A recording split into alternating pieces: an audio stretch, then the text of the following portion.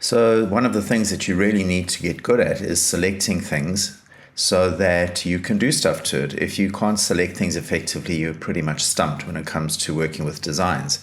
So here we have something which is basically a design that's been scrambled.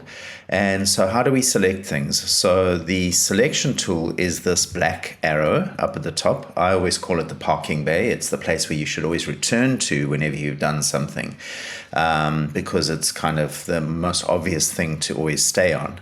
So the selection tool allows you to select objects. So if I click on something, it selects it. If I click on something else, it deselects the previous object and selects the new object. Now, if an object has no fill, like for example this dotted circle, if I click in the middle of it, I don't select that circle, I select through it to what's below it. So when you want to select something that has no fill, you're going to have to move over until you see the path for that object and click to select it from that path. If you want to add to your selection, so if I want to select the pink and the yellow object, I hold down Shift to add to my selection. And if I want to subtract from my selection, I continue to hold Shift and select the objects to remove them from my selection. If I want to select an area within a box, I simply drag a rectangle over the items that I want to select them. Now you must drag from an empty space. If I start dragging on an object, I'm going to actually affect that object. Also, remember that when you drag a selection box, you only have to touch the object to select it. So if I just touch that green circle, I select it. If I drag across and touch the pink, I select that as well.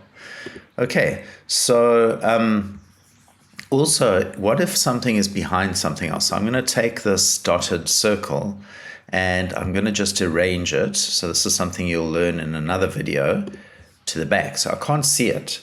What if there's something hidden behind something else and you just want to check what is there? I'm not sure.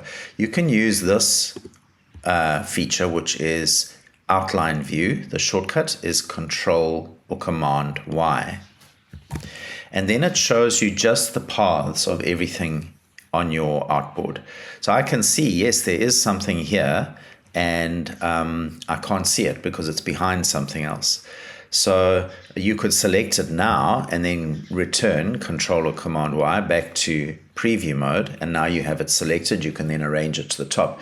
But if you know it's there, but you just want to select it, if you hold down Control on Windows or Command on a Mac and you click, you'll eventually, there we go, you'll select the item below.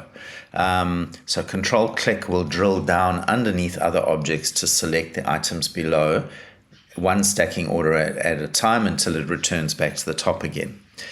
What if I want to select a whole lot of things that are quite a pain to select? So these little yellow sprinkles, of course I can hold Shift and I can select, but that's a bit time consuming. So one of the features, among many features, we're not going to cover all the selection features in this video, but one of the features I use all the time is Select Similar. So I have one of these little sprinkles selected, and there's a button up here that says Select Similar Objects. And if I click on the drop down to the side, it says I can select similar fill, stroke and color and so on. I've just left it on all. So if I click on that button, you can see it selects all the other sprinkles because they've got the same fill.